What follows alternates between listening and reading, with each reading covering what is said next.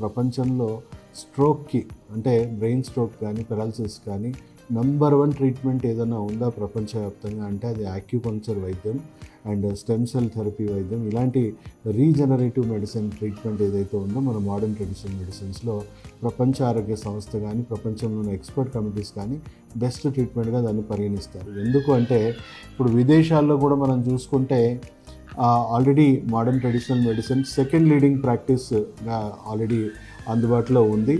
So modern traditional medicine అనేది ప్రపంచ ఆరోగ్య సంస్థ ఎన్నో విధాలుగా ఇప్పుడు 2014 నుంచి కృషి చేసి ఇప్పటి వరకు చెప్పాలంటే 88% కంట్రీస్లో ఇది లీడింగ్ హాస్పిటల్స్లో ఎమర్జెన్సీ కేర్, ప్రైమరీ హెల్త్ కేర్లో ఈ విభాగాల్లో ఈ వైద్యం అనేది అందుబాటులో ఉంది. కొన్ని అనివార్య కారణాల వల్ల లేకపోతే అవగాహన లోపం వల్ల మన హాస్పిటల్స్లో ఇంకా ఈ వైద్యం పూర్తి స్థాయిలో అంటే కొన్ని హాస్పిటల్స్లో వచ్చాయి, నార్త్ ఇండియాలో కానీ కొన్ని గుజరాత్లో కానీ కొన్ని చోట్ల అవగాహన వస్తున్న చోట వచ్చాయి. కానీ ఇంకా మన చోట ఇంకా హాస్పిటల్స్లో ఫుల్ ఫ్లెడ్జ్డ్గా దీని డిపార్ట్మెంట్స్ అనేవి డెవలప్ చేయలేదు. ఐసీఎంఆర్ కూడా దీనికోసం ప్రత్యేకంగా గైడ్లైన్స్ ఆల్రెడీ WHO అయితే ఎప్పుడో గైడ్లైన్స్ తయారు చేసేసింది. ఒక 1 to 3 months లోపు ఎవరైనా అంటే యూజువల్గా ఏమవుతుంది, ఒక 10 days 15 days ఇప్పుడున్న హాస్పిటల్స్లో మిమ్మల్ని పెట్టుకొని కొద్దిగా మీ ఎమర్జెన్సీ వైటల్స్ అన్నీ కంట్రోల్ అయ్యాక ఇంటికి వెళ్ళి ఫిజియోథెరపీ చేయించుకోండి అని చెప్పేసి డాక్టర్స్ చేతులు ఎత్తేయడం జరుగుతుంది. సో అక్కడ పేషెంట్ మళ్ళీ రీహాబిలిటేషన్ ట్రీట్మెంట్స్ కోసం ఫిజియోథెరపీ లాంటి ట్రీట్మెంట్స్ తీసుకోవడం జరుగుతుంది. సో ఫిజియోథెరపీ ఏ విధంగా హెల్ప్ అవుతుంది ఆ సిచ్యువేషన్ అంటే పేషెంట్కి స్ట్రోక్ వచ్చిన వెంటనే నేను జీవితంలో మళ్ళీ లేవలేను అనే ఒక స్ట్రోక్ ట్రామాలో పేషెంట్ భయంతో అలా గడుపుతూ ఉంటాడు. సో రోజు వచ్చి ఫిజియోథెరపిస్ట్ మీ చెయ్యి కాలు ఆడించడం వల్ల మీకు ఒక ధైర్యం కలుగుతుంది అండ్ ఒక అంటే మీ రెస్పాన్సిబిలిటీ ఎంతవరకు ఉందో అంటే మీ బ్రెయిన్లో ఎంతవరకు యాక్టివిటీ ఉందో అంతవరకు కదలికలన్నీ కూడా మళ్ళీ రిస్టోర్ చేసుకోవచ్చు. లేకపోతే పేషెంట్ భయపడిపోయి నేను ఇంకా నేను జీవితంలో నేను కదలలేనేమో అని ఒక భయాందోళనకే చెంది వాళ్ళు కదలరు. కాబట్టి సో పేషెంట్కి ఫిజియోథెరపీ డెఫినెట్గా చాలా హెల్ప్ అవుతుంది. కానీ అది ఎంతవరకు హెల్ప్ అవుతుందంటే పేషెంట్ ఎంతవరకు బ్రెయిన్లో మూమెంట్స్ ఉన్నాయో అంతవరకు మాత్రమే హెల్ప్ అవుతుంది. సో మేజర్ పేషెంట్స్లో మోటార్ ఏరియా బ్లాక్ అవ్వడం, స్పీచ్ ఏరియా బ్లాక్ అవ్వడం వల్ల వాళ్ళకు స్పీచ్ మన మోటార్ యాక్టివిటీ అంటే కాళ్ళు చెయ్యి సరిగా పనిచేయకపోవడం అనేది ఉంటుంది. సో ఎంతవరకు వాళ్ళు రియలైజ్ అవుతారో అంతవరకు డెఫినెట్లీ మనకి ఫిజియోథెరపీ వరకు హెల్ప్ అవుతుంది. బట్ అంతకు మించి రిజల్ట్స్ రావాలి అని అంటే మనం ఇమీడియట్గా యాక్యుపంక్చర్ ట్రీట్మెంట్ వితిన్ 1 to 3 monthsలో తీసుకున్న ఒక 1 month to 3 months లోపు లేదా మ్యాక్సిమం కొంచెం క్రానిక్ కేసెస్లో అయితే మనం 3 to 6 months లోపైన కంప్లీట్గా మళ్ళీ 90 to 95% అబోవ్ లేదా కొన్ని సందర్భాల్లో 100% కూడా రికవర్ చేసుకునే అవకాశం ఉంది. అలాగే 6 months to 1 year లోపు వచ్చినా కూడా ఒక 3 to 6 months కష్టపడితే పూర్తిగా మళ్ళీ రికవర్ చేసుకునే అవకాశం ఉంది. సో 6 months to 1 year తర్వాత పేషెంట్ పరిస్థితి ఏమవుతుంది అని అంటే బ్రెయిన్ సెల్స్కి బాడీ నర్వస్ సిస్టమ్కి ఆల్మోస్ట్ చాలా రోజులు గ్యాప్ రావడం వల్ల బ్రెయిన్లో ఇంకా అంటే ఎప్పటికీ కనెక్షన్స్ రిస్టోర్ అవ్వవేమో అని బాడీ బ్రెయిన్ సెల్స్ని డీజనరేట్ చేసుకోవడం అనేది స్టార్ట్ అవుతుంది. సో ఆ కణాలు ఇంకా పూర్తి స్థాయిలో పనికి రాకుండా పోవడం వల్ల పర్మనెంట్గా ఈ విధంగా యాక్టివిటీ ఉండాలన్నట్టు బాడీ మొత్తం కూడా మొత్తం చేంజెస్ అనేది మాడిఫికేషన్స్ అనేది చేసుకుంటుంది. జస్ట్ ఇమాజిన్ చేసుకోండి, ఇప్పుడు నా చెయ్యి నేను ఒక 1 month కదిలించకుండా ఇలాగే పెట్టేశాను అనుకోండి, ఏమవుతుంది నా బ్రెయిన్ సెల్స్కి కంప్లీట్గా దీనికి ఉన్న కనెక్షన్ అనేది మెల్లిమెల్లిగా కోల్పోవడం జరుగుతుంది. నేను మళ్ళీ చెయ్యి కదిలేయాలంటే చాలా కష్టపడాల్సిన అవసరం ఉంటుంది.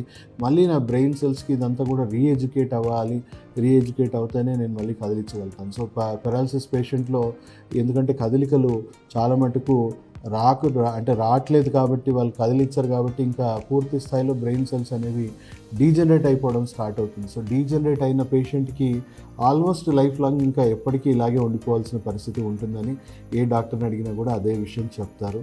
సో బట్ అక్కడ అలాంటి కేసెస్లో కూడా లేట్ స్టేజెస్లో కూడా ఒక 80 to 90%, 95% కొన్ని సందర్భాల్లో 100% రిజల్ట్స్ కూడా మనము acupuncture, stem cell therapy, immunotherapy, brain సంబంధించిన టార్గెటెడ్ ఇమ్యూన్ సిస్టమ్ డెవలప్మెంట్ పరంగా మనం చేయడం వల్ల లేట్ స్టేజ్లో కూడా ఈవెన్ రికవరీ చేయొచ్చు. కాకపోతే చాలా టైంతో కూడుకునే విషయం, ఎందుకంటే బాడీలో ఉన్న ఫంక్షనల్ డిఫెక్ట్స్ని కరెక్ట్ చేయాలి. మళ్ళీ స్ట్రోక్ రాకుండా మనం ఆహారంలో, జీవన శైలిలో అండ్ డిఫెక్ట్స్ని కరెక్ట్ చేయడానికి మెడిసిన్స్ వాడుతూ బ్రెయిన్లో జరిగిన డ్యామేజ్ అయిన సెల్స్ అన్నీ కూడా రీజనరేట్ అవ్వడానికి stem cell therapy so brain అన్నిటికంటే స్లోయెస్ట్ రీజనరేటివ్ సైకిల్ ఉండడం వల్ల 1 to 2 years పడుతుంది వాళ్ళ బ్రెయిన్ సెల్స్ అన్ని రీజనరేట్ అవ్వడానికి. ఒక 1 to 2 years పడుతుంది.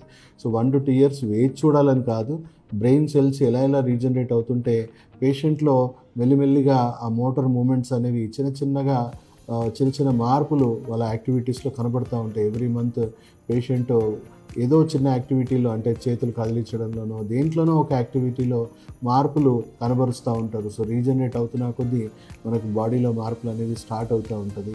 సో ఎప్పుడైతే సిగ్నల్స్ బాగా మనకు అందుతున్నాయని మనకు కాన్ఫిడెన్స్ వచ్చాక అప్పుడు లేట్ స్టేజ్లో మనం యాక్యుపంక్చర్ ట్రీట్మెంట్ ఇంకా ఇవన్నీ న్యూరో స్టిమ్యులేషన్ ట్రీట్మెంట్స్ ఇచ్చేసి సిగ్నల్స్ మళ్ళీ బూస్ట్ చేసుకొని బ్రెయిన్ సెల్స్కి, నరాల వ్యవస్థకి మళ్ళీ కనెక్టివిటీ ఇంప్రూవ్ చేయడానికి అప్పటిదప్పుడు మనం ట్రీట్మెంట్స్ ఇవ్వడం వల్ల మెల్లిమెల్లిగా లేట్ స్టేజ్లో ఉన్న పేషెంట్స్ కూడా ఒక 1.5 year 2 years డ్యూరేషన్లో కంప్లీట్గా మనకు ఒక 60 యావరేజ్గా మనం చూసుకుంటే లేట్ స్టేజ్లో కూడా ఒక 60% మినిమం రిజల్ట్స్ నుంచి 95% రిజల్ట్స్ వస్తున్నాయి. దానికే వాళ్ళు చాలా సంతోషపడతారు. ఎందుకంటే ఎవరి మీద ఆధారపడకుండా వాళ్ళ పనులన్నీ వాళ్ళు చేసుకునే పరిస్థితిలో చాలామంది పేషెంట్స్ తయారవుతున్నారు. కాబట్టి లేట్ స్టేజ్లో, అంటే జీవితంలో రాదు అనుకున్న వాళ్ళకి ఒక 50-60% రిజల్ట్స్ వచ్చినా కూడా చాలు కదా. సో అలాంటివి కొన్ని కేసెస్లో అయితే కొన్ని సందర్భాల్లో ఎక్కువగా రిజల్ట్స్ వచ్చినాయి కూడా ఉన్నాయి. అలాగే ఈ యాక్సిడెంట్స్ వల్ల డ్యామేజ్ అయిపోయి, బ్రెయిన్ డ్యామేజ్ అయ్యి, హెడ్ ఇంజరీస్ అయ్యి కూడా అలాంటి కేసెస్లో కూడా మేము చాలా సక్సెస్ పొందాము. సో ఒక కేసు ఆల్మోస్ట్ 1.5 year 2 years వరకు బెడ్ రిడన్ ఉన్న పేషెంట్ కంప్లీట్గా వైఫ్ని, అంటే ఇంట్లో ఉన్న ఫ్యామిలీని కూడా మర్చిపోయి కాలు చేతులు పడిపోయిన పేషెంట్ని కూడా మేము ఒక 1.5 year ట్రీట్మెంట్ చేయడం వల్ల 70 to 80% స్పీచ్ కానీ, మళ్ళీ తెలివితేటలు కానీ, లేకపోతే మొత్తం ఫిజికల్గా డిపెండెన్సీ లేకుండా తన పనులు తను చేసుకునే పరిస్థితిలో. మీ పేరేంటమ్మా? సురేష్. ఏంటి సురేష్, ఏ ప్రాబ్లంకి వచ్చినాను? ఏ ప్రాబ్లం వచ్చింది నీకు? ఇక్కడ బ్రెయిన్ స్ట్రోక్ వచ్చింది. హెడ్ సైడ్, రైట్ సైడ్ వచ్చిందా? So right side, right leg, speech కూడా ఎఫెక్ట్ అయింది నీకు. సో ఇది అంటే నీకు ఏమైనా అలవాట్లు ఉండేనా ముందు? ఏమైనా డ్రింక్ అలవాటు ఉండే. సో ఇది వచ్చి ఎంతకాలం అయింది నీకు స్ట్రోక్? 9 months. సో స్ట్రోక్ వచ్చిన 9 months. నీకు ముందు ఎట్లా ఉండే? మన దగ్గర రాకముందు నీకు నీ స్పీచ్ కానీ, నీ నడక కానీ, ఇవన్నీ కానీ ఎట్లా ఉండే నీది? స్పీచ్ అసలు స్పష్టంగా లేకపోయేది కదా, ఎవరికి అర్థమయ్యేది కాదు నువ్వు మాట్లాడేది. ఇప్పుడు మంచి క్లియర్ అయిందా? అందరికీ నీ మాటలు అన్నీ స్పష్టత వినబడుతుందా? క్లియర్గా వినబడుతుంది. తర్వాత నీ కాలు ఎట్లా ఉంది ఇప్పుడు? నీ నడక ఎట్లా ఉంది? ఏదో ఒకసారి నడిచి చూపి నాకు ఒకసారి. అప్పటికిప్పటికి ఏం మార్పు వచ్చింది నీ నడకలా? ఫ్రీగా నడుస్తున్నావా? అప్పటికిప్పటికి రన్నింగ్ అవి కూడా చేసే పరిస్థితి ఉంది. అప్పుడు చేయగలుగుతుండేనా? క్రాస్ వెళ్ళిపోతుండే, తేడా పడుతుండే అంతా, స్టెప్ అంతా కూడా. చెయ్యిది నీకు లిమిటెడ్ ఇంప్రూవ్మెంటే వచ్చింది, కానీ వచ్చిన ఎంత ఇంప్రూవ్మెంట్ వచ్చింది? అదే ముందు ఎట్లుండే? ఇంకా చెయ్యి దగ్గరకుండే, ఇప్పుడు అది ఫ్రీగా వదిలినట్టు అయింది, కానీ ఇంకా ఉంది, చేతిలో ప్రాబ్లమ్స్ ఇంకా ఎక్కువ ఉన్నాయి. ఓవరాల్ ఎన్ని రోజులు అయింది మన ట్రీట్మెంట్ మొదలుపెట్టి? ఎన్ని రోజులు అయింది? 1 month ప్రోగ్రెస్. ఇది 1 monthలో వచ్చిన రిజల్ట్. ఓకే, సరే. ఇంతకుముందు ఎక్కడైనా హాస్పిటల్స్కి వెళ్ళినావా? ఎక్కడైనా ట్రీట్మెంట్ తీసుకున్నావు? అంతే, మెడిసిన్స్ వాడినావు, అక్కడ కూడా ట్రై చేసినావు, రిజల్ట్ ఏం కనబడలేదు.